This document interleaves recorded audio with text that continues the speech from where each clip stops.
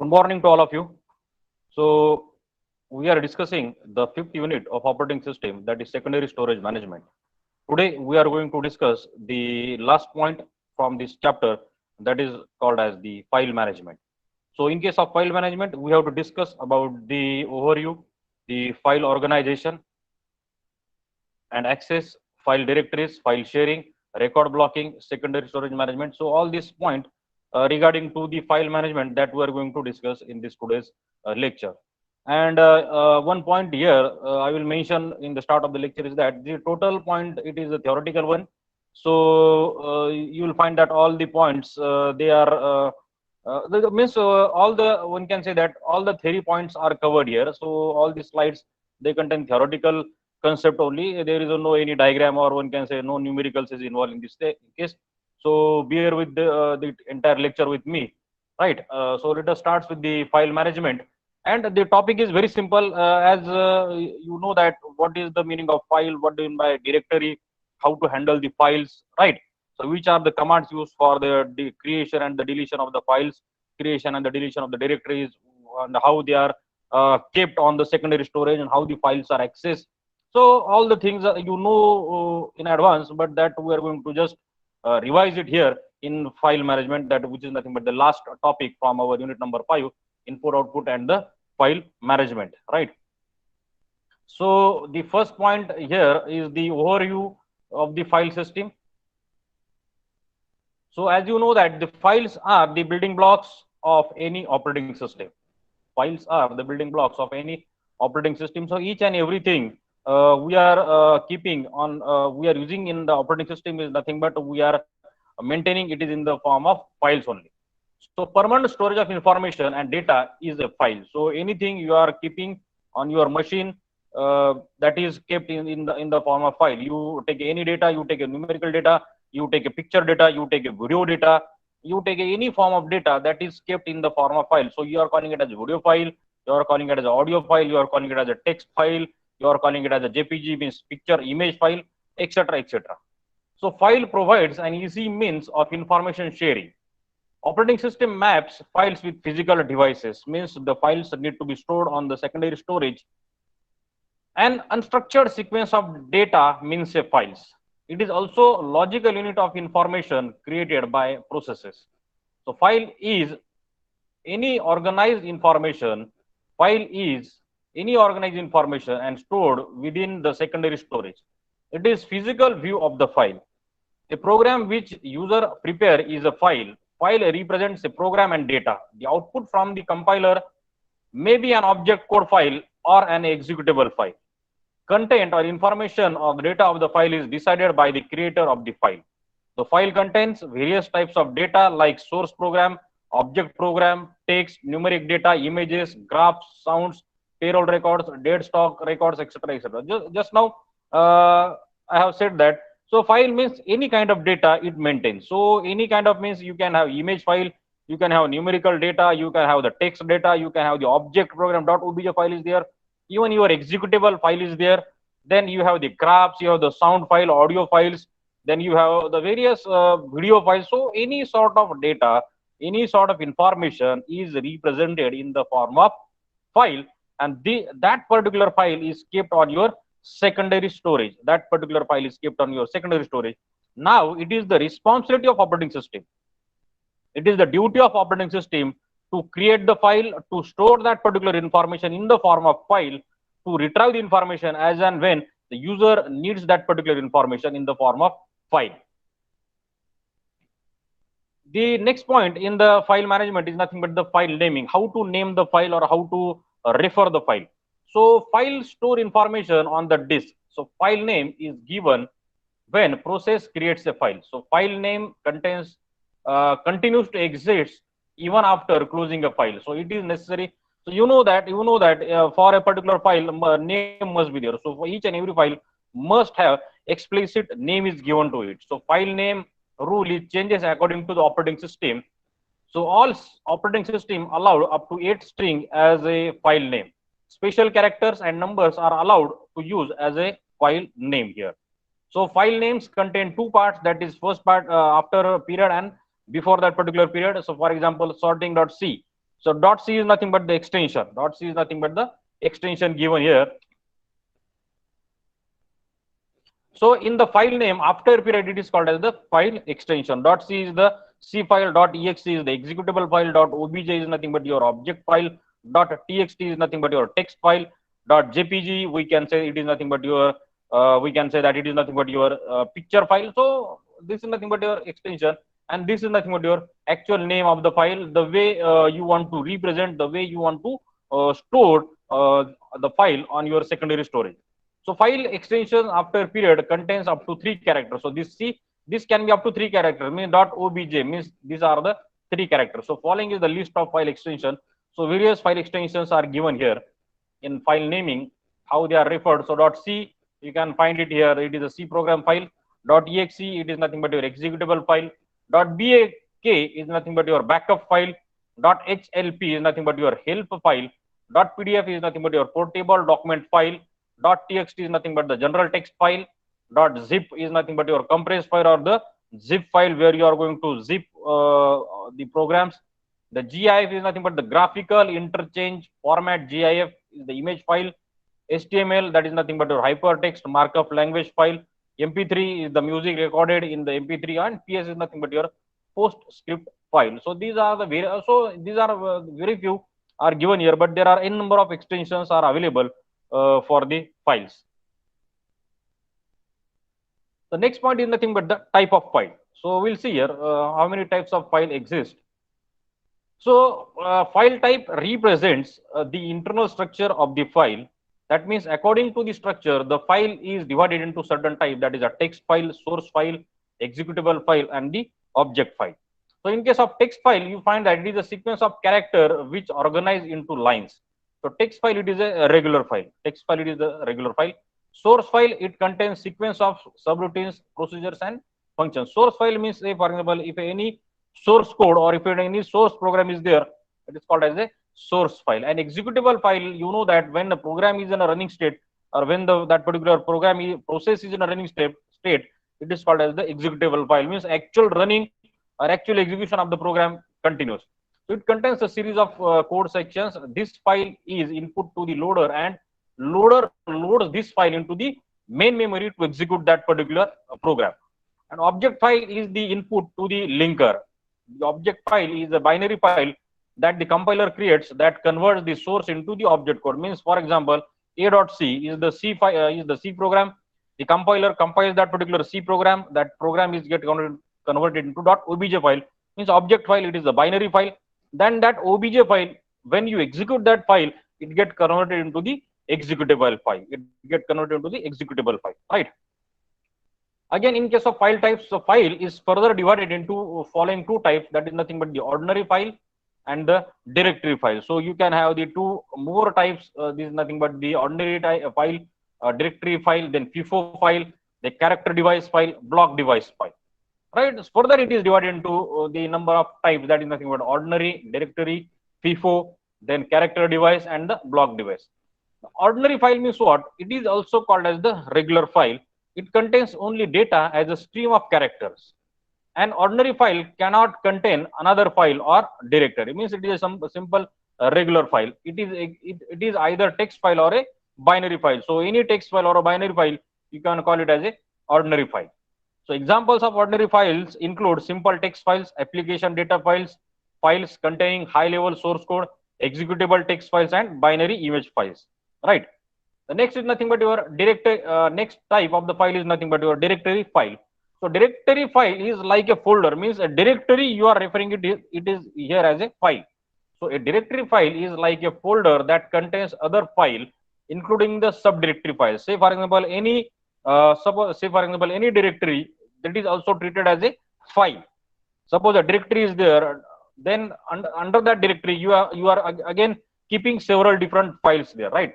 So directory file act as a container for the other files. So in a simple word, we can say that directory file is nothing but the container of any category. Directory file don't contain data in the user space. It does not contain the data in the user space of the data, user sense of the data. They merely contain the reference to the files contained within them. So they are keeping several files inside that particular container. So in Unix, the command, you know that it is nothing but your mkdir command to create the directory. Now the device file. Next type of the file is nothing but the device file. So special files are also known as the device file.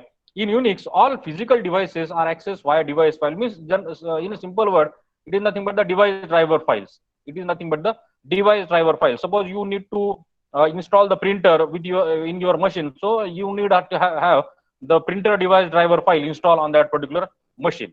For example, if you insert a USB pen drive or USB keyboard or USB mouse, so that device driver file must be installed. So this is called as the device file that is used to support the hardware devices. So the file holds the information on the location, type, access mode for a specific device. So there are two types of the device file: character specific and the block specific device file. The next is nothing but your next type of the file here is nothing but your FIFO file. So FIFO file is a special pipe device file which provides a temporary for two or more processes to communicate by writing data to end reading data from the buffer. So FIFO is created by a MK node system call. So this is the command how to create this FIFO file, and may be open access by any process that knows the name and has the permission. So that's all about your types of the file. That is nothing but your ordinary file, your directory file, then you have the device file and the FIFO file. Now the next point, the very important point, is nothing but the operation on the file. So you know that up till now we have seen that how the files are saved, or which are the different extensions given to the file. .c, .exe, .obj, .jpg, .gif, various extensions are given. Then there are different types of files: ordinary files, directory files, device files, FIFO files, and so many different types of files are there. Now, which are the different operations that are to be performed on the files that we are going to see here. So file operations are simply those things that user can perform on a file. For example, user can create a file, save that particular file, open a file, read a file, and modify that particular file. So there are many different types of file operations supported by operating system. Operating system can provide system call for performing the various operations on the file. Like 6 basic file operations are given here. That is nothing but your create a file, write into the file. So you are creating a new file. For example, if I open a new file, so that is nothing but first create. Then you are writing, you are putting some data inside that particular file. You are reading that particular file. Then delete operation is there. You want to delete the file. You want to delete the contents of the file. That is also possible. And repositioning and truncating means you are going to store that particular file on the secondary storage. So these are the various operations that are associated with the file. The next point here in the file management is nothing but the file organization and access. In case of file organization and access, here we are going to discuss how the files are organized or how the files are stored on the secondary storage and how we are going to access that particular file. Right. So the selection of file organization and access depends upon the following parameters. So for file access, which are the important parameters that we need to study, or which are the important parameters that must be considered? So first parameter is the reliability, then shorter access time. File system maintenance is simple and easily update of the file system. So these 4 parameters, or one can say that these are the 4 necessary things that we have to consider while accessing that particular file. While accessing the particular file means, if you want to access the file, or if you want to implement a particular method, or if you want to go for a particular system for the file access, so that particular file access method must be reliable one, that must be give us a shorter access time. That particular method must have the file system maintenance, simple file system maintenance, and easily update of the file system. So which are these methods of the file access that we are going to see here? So first one is file organization access method is sequential file access method. So first point, or the first category of the file access, or how we are organizing the file, is nothing but the sequential access method. So what exactly happening in the sequential access method that we are going to see here? Sequential access method is a simple method. The information in a file is accessed sequentially, one record after another. Means you are going to access that particular file sequentially. In this method, a process could read all the records in a file in order starting at the beginning. means always start at the beginning, start reading the file from the beginning. It cannot skip any records and cannot read out of the order. So each step by step, starting from the beginning, it has to start accessing that particular file. So batch application uses sequential file. A byte stream file uses sequential access methods. For example, compiler and editor usually uses accesses file in this method. Sequential file organization only method easily stored on a tape and hard disk. So sequential access is best suited where most of the records in a file are to be processed. So the one can say that the very simple method for the accessing of the file is nothing but the sequential file access. In case of sequential file access, as the name itself indicates that you have to access the file in a sequential manner starting from the beginning. You are not going to skip any record inside the file one by one or line by line. You are going to read the data, you are going to access that particular data, means whether you have to read or whether you have to write that particular data sequentially. Right. So generally compiler and editor usually accesses the file. Suppose a C program is to be compiled. So how the compiler compile the program? So starting from hash include stdio.h, starting from the first line, then hash include math.h, then main, then there is a opening bracket, then there is some character declaration. So step by step or line by line, the file is being read here in case of your sequential file access methods. But it has disadvantages that it provides the poor performances and more efficient search technique is required, because though it is a sequential one, so to search a particular information that takes time, because always it starts from the beginning, and to reach to a desired location it has to search the entire file through using that particular sequential file access method. So these are the two disadvantages, or the one can say the limitation of the sequential file access method. The second method for the file access is, it is nothing but your direct access method, or it is called as the direct access direct file access method. So what is exactly happening in case of your direct access method? So it is also called as the random access method. This access allows a user to position the read write mark before reading or writing. Direct access file method provides accessing the records directly, means as the name itself indicates, directly you are going to access the record which is required by the user. So direct access method is based on the hard disk, that is a direct access device. It allows random access of any file block. Each record has its own address on the file with by the help of which it can be directly accessed for reading or writing. There is no restriction on the order of reading or writing for a direct access file. Operating system support is not required for the direct access file. So at the time of file creation, access method is defined. So according to the defined access method, file is accessed. So at the time of creation only, you need to define explicitly what exactly is the access method, whether it is a sequential access method or whether it is a direct access method. So direct access method means whatever may be the data or whatever may be the information it requires, so directly you are going to, means your operating system directly going to access that particular location, right? But here the hard disk or the secondary storage must be in such a way that that can be easily available or that can be compatible with this particular method. Direct access method means that particular method requires support from your secondary storage. The limitations or the disadvantages is that poor utilization of input output device in this particular direct access method, and the second limitation is that it consumes CPU time for record address calculation. These are the two limitations or the two drawback for this particular method, that is nothing but the direct access file method.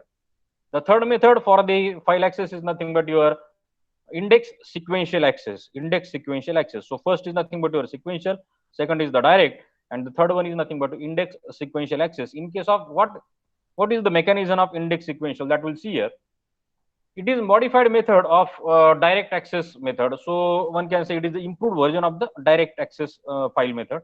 So this method is combination of direct and the sequential. So both previous methods are now combined, or they are, one can say, integrated in case of your index sequential access. So in simple index sequential method, simple single level of indexing is used.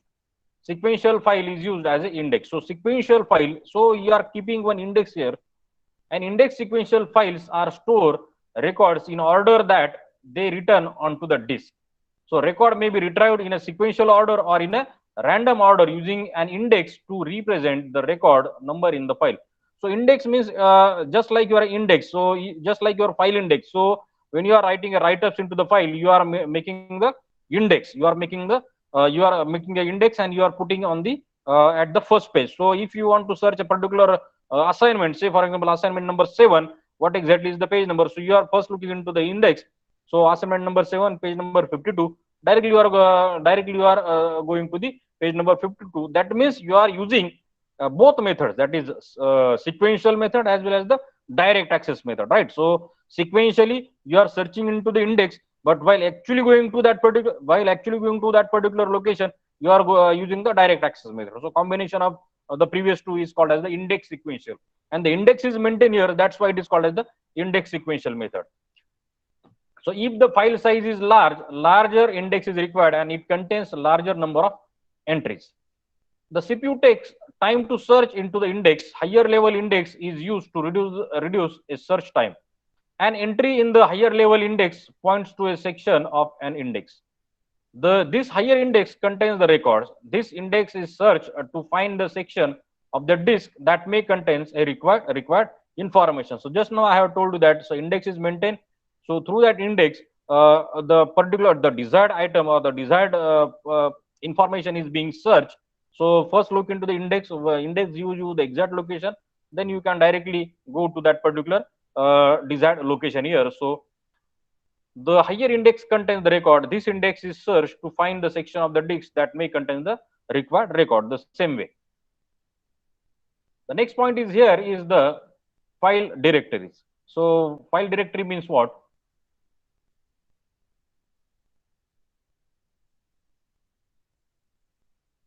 User stores files in the file system using directories. That, as already we have discussed that. So directories, it is also referred as a file, and single directory, or in a simple word, it is called as the container, which contains the multiple files. The file system stores files of many users. So files are stored on the secondary storage device like hard disk, optical disk, or memory disk. Directory structure organizes and provides information about all files in the system. Every partition has a file system which consists of files and directory. Hard disks are split into one or more partitions. It is called as a mini disk or the volume. So you know that the partition on the hard disk which you are making, it is called as the volume. Say for example, drive C, drive D, drive E. So user can assign names to the volumes, that is nothing but drive C, D, E, etc. Each disk contains minimum one partition. Operating system support up to 24 partitions can be larger than a disk. That is combining two hard disks. These partitions are called as the virtual disk. Means you can have the combination of two hard disks and you can increase the multiple number of partition. Partition maintain information about the files in the device directory. As you know that, so for every hardware device, the device file must be maintained. So files are stored in a directory. Directory is created by the user. User is free to create as many as a directory and assign suitable names. So file system contains many directories.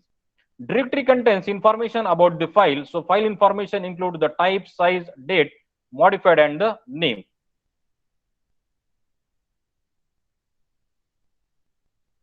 In some operating system, the directory itself is considered as a file. Just like in your Unix or Linux operating system. A set of logically associated file is called as the directory. Set of logically associated file is called as the directory. Directory is a data structure that lists all file and subdirectories in a collection. Single dot indicates the current directory and the double dot indicates the parent directory. Means in case of while we are typing the commands on the command prompt, you might have typed on your DOS prompt or your shell prompt. So if it is a dot, it is a current directory. So double dot it indicates the parent directory. The root directory is identified by that particular slash, that is backslash. You are finding the, if it is there, you are calling it, referring it as a root directory. The root file system has several subdirectories. Now just like your operation on files, here operation on directories, which are the various operations that are to be performed on the directories. So first operation is nothing but your file searching. Then next is the create a file. delete a file, renaming a file, and listing of a directory. File searching, directory structure is search for a particular file entry, means you are searching or you are locating a particular file. Suppose a directory is there and in a single directory it contains 1,000 number of files. Suppose a directory, parent directory is there, and in a parent directory there are 1,000 number of files are kept there. So you need to search the desired file, the file searching operation. Create a file, user create a new file and add it into the directory. One file is newly created and it is kept in that particular directory. Delete a file, you are going to remove the file from that particular directory. Renaming a file, you are changing the name of the file.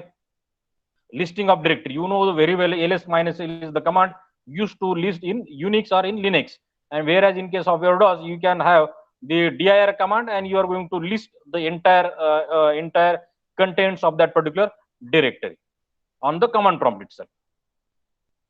Next point is nothing but in the file directory is that single level directory and we can say multi level or the hierarchical directory. So in case of your single level directory is a simple structure and there are no subdirectory. It is also called flat directory structure, means it is a single level, there is a no hierarchy or no subdirectories are available. So single level directory structure is suitable only for single user. So if it is a single user is there, this structure is suitable. If user increases, it creates the problem with assigning the names to the file. You cannot have the same name to the multiple file. You must have the unique name to each file because it is a all the files are kept at the single level. So you assume that, so this is just a level, all the files are kept at the single level. But in case of hierarchical structure, you can have the hierarchy of the file system maintained, right? So in a single level directory structure, no two files can have the same name. It is simple to implement and search of the file is faster. So this type of directory system is used in cameras and phones. So most importantly, in your mobile phones or in case of your cameras, so there is no hierarchical directory structure. A single, one can say that directory structure is nothing but a single level directory structure. So when you click a photograph using your camera or phone, so the file is saved with the help of that particular today's date. Say for example, today's date is XYZ and some number is given, dot extension is there. So each and every file comes up with a unique number or unique name. So no two files they have the same name in case of your single level directory. So because of limitation of the file names, this structure is really implemented. So in case of our computers or the laptop, this structure, directory structure is not used actually. In our machines in the sense in your computers, desktop, laptop, the hierarchical directory structure is used. Here files are grouped together to form a subdirectory, means you can assume that there is a root directory. Under root directory there are several subdirectories. Say for example, there is a dev, mnt, then there is a bin, then there is a, so various subdirectories are there, and under this subdirectory there are subdirectories are there. So in hierarchical file system, a root directory points to other directories and the files. Hierarchical directory structure system contains various forms of directory structures. There are two-level directory structures, tree-structured directory, and acyclic graph directory. So this is important one. In case of hierarchical directory system or hierarchical directory file system, these are the three types, or these are the three categories. Two-level directory structures mean there are only two levels are maintained. First root is there, and under this root we can have this is the root, and there are the two levels are maintained here. In case of tree structures, you can have the tree.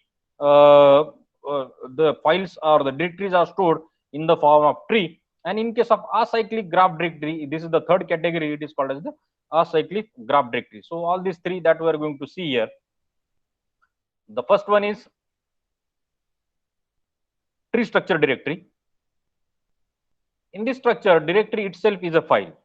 Directory itself it is a file. A directory and subdirectory contains a set of files. Internal format is same for all the directories. It is commonly used. Directory structure is a tree structure. So most commonly used structure is the tree structure.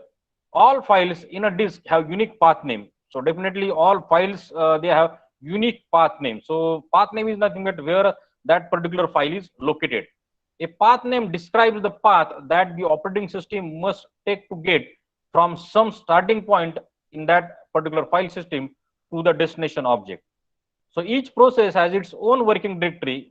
Path names are of two types, relative and the absolute path name. So relative path name is the path, it's a path starting from the current working directory, and the absolute path is nothing but its path starts from the root directory, that is from the slash. Already we have discussed while discussing the Unix file system or the Unix directory system. The next structure is nothing but your, in case of multi-programming and multitasking operating system, multi-operating system support the multiple user. So these user perform various operations on the files. So files are shared between the number of users. So file protection, so file sharing. So we are discussing about the file sharing. So file sharing, why there is a need of file sharing? The need of file sharing is for multi-programming and multitasking operating system. There are multiple users are there, so a single file must be shared between the multiple number of users, right? So while sharing the file protection is important. So file protection, naming and sharing is the issue for the file sharing. So while sharing the file, what we have to maintain or what we have to keep in always in mind that, so file protection is one point, the name of the file or how you are going to access that particular file, then the sharing of that particular file. These are the three important aspects while sharing that file. They are important one. So directory structure may allow files to be shared by the user. Sharing must be done through a protection scheme. In multi-user system, more attributes are needed, and attributes like owner, group, and other are required here. So these are the access permission for the files and the directory. That you know that is nothing but the read, write, and execute permission. So R indicates the read permission for a file or a directory. W indicates the write permission, and the X indicates the execution permission if it is the file is executable. So you can have the owner, you can have the user, and you can have the groups. These are the three category of the user who can read the file, who can write the file, and who can execute the file. So for file sharing, you must have to explicitly mention the conditions, that is read condition or the read permission, write permission, and the execute permission. So what owner means, you know that owner is nothing but the file owner who creates that particular file. So owner have all the right, that means the owner can create the file or read the file, write the file, and execute the file. The group of the other users have some limited access permission.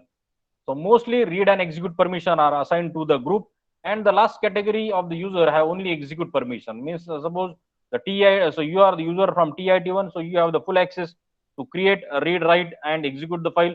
The group means TIT users, they can read your file and they can execute the programs which you have written. And the others, other than the TIT, from example, final year or the secondary IT, they can only execute the programs which you have created. In Unix operating system, file owner can perform all operations on a file. Group member can execute one subset of those operations, and other than the group user, they can only execute another subset of the operations. Means the group users, super user or the user owner is the privileged user. He can have the all access, he can have the all authority to share that particular file.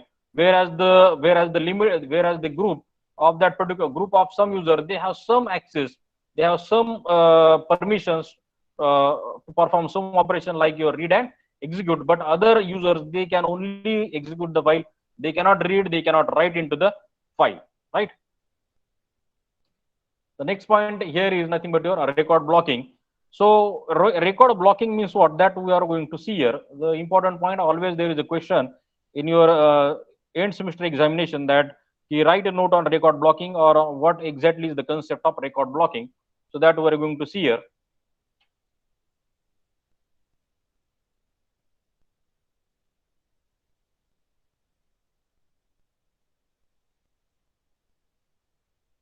So the blocking concept means what? A file is a collection of related data records. Then file is said to be employ blocking of records if a physical record contains more than one logical record. So physical record and the logical record, and file is said to be employ blocking of records means a file is said to have the record blocking if it contains physical as well as the logical record. So records are the term used to refer a number of relative value or the items. Which are the relative value or the item that is referred as a record. Each value or item is stored in a field of a specific data type. Records may be of either fixed or variable length record. You can have the fixed length as well as the variable length records. Blocks are of fixed length. Blocks are of fixed length. The disks are divided into the concentrics. So you know the disk architecture, secondary storage architecture. So disks are divided into the concentric circular tracks on each disk surface. So track capacity is varied typically from 4 to 50 bytes, that already we have discussed. A track is divided into number of blocks. Whole block are transferred between disk and main memory for processing. Reading or writing a disk block is time consuming because of the seek time is and the rotational latency or the rotational delay. So therefore, double buffering can be used to speed up the transfer of the contiguous file block. So what exactly is the need? So you know that the disk is divided into the number of concentric circle. It is called as the tracks, and these tracks are further divided into number of sectors. So here you have to find out the seek time to access particular file. So of course you are going to store the data on the file. So to read the data, to have the access to from that particular data, you must have a sufficient seek time. You must have a minimum seek time available, and the rotational latency or the rotational delays is also plays a important role while accessing that particular file or data on the secondary storage. So in this case, in case of record blocking, so blocking is referred to storing a number of records in one block on that particular disk. So the blocking factor refers to the number of records per block. In a particular block, how many number of records you are going to keep here or you are going to store the records. So there may be empty space on a block, in a block, if an integral number of records do not fit in one block.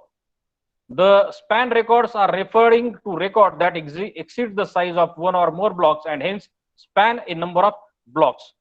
The operating system may choose to use a larger block size than the sector size of the physical disk. Each block consists of consecutive sectors.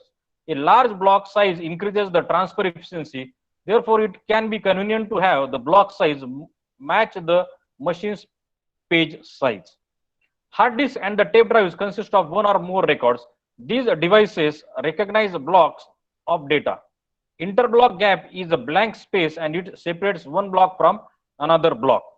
The length of an IBG, interblock gap, on a tape is 0.3 to 0.6 inches depending on the device, and the length of an IGB on a disk varies by device and by track location, right?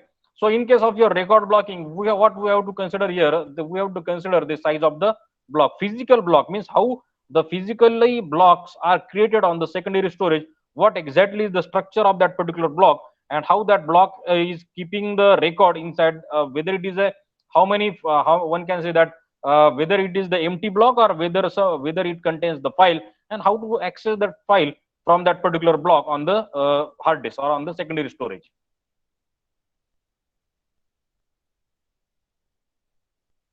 So there are the three types of record blocking, means how to access that particular files from that particular record blocks. So fixed blocking, then the variable length span blocking, and the third one is nothing but your variable length unspanned blocking. So record blocking are of the three types. So first type is nothing but the fixed blocking. The second is nothing but your variable length span blocking, and third one is nothing but variable length unspanned blocking of the record. So what exactly is happening in case of your fixed blocking? Just see here. So fixed blocking uses fixed length record. So record length is to be kept as a fixed one. So after allocating the data, it creates unused space at the end of each block. It is called as the internal fragmentation. It creates unused space at the end of each block, and it is called as the internal fragmentation of that to that particular block. So if the block capacity is 100 records and the number of records in the block is 80, then the wasted space is 20. It is called as the internal fragmentation. Okay. So it is used in the sequential files with the fixed record. Generally, this particular fixed blocking is used in the sequential file where the records are fixed. The second category or the second type of the record blocking is variable length span blocking. Variable length span blocking. So what exactly it is? So in this blocking method, record sizes are not same. So variable sizes records are there. It uses variable length records. These records are packed into the blocks without wastage of space. There is no internal fragmentation. There is no wastage of your secondary storage. Some records may consume two blocks. Okay, so as you know that there are various blocks are created here, so there are chances that there are some records they consume the two blocks. In this situation, pointer is passed from one block to another block. That is obvious, means you have to point from one block to another block. So this method is suitable for the storage. There is no limit on the size of the record. So on the record size, there is no limit is maintained here. So just like in case of your fixed record. So variable length span blocking method is difficult to implement. But while implementing this particular method, it is not easy. It is very difficult for the implementation. The next method for the record blocking is nothing but your variable length span blocking. Variable length unspanned blocking. It is a mistake here. Third method is unspanned blocking. So it uses variable length records, but records are not spanned. That's why it is called as the unspanned method. It is called as the unspanned method. Unspanned blocking, not spanned between the blocks. It creates larger wastage space as compared to the other method. If next record is larger than the span size, then it creates unused space. Then it creates the unused space. So these are the three methods what we discuss here for the record blocking management. That is nothing but your fixed blocking. In case of fixed blocking, the records size is fixed here, and generally this is used with the help of, for your sequential file access. Then the second method is nothing but your variable length span blocking, where the length of the blocks are not same. They are variable sizes blocks are available. And in case of your variable length unspanned blocking,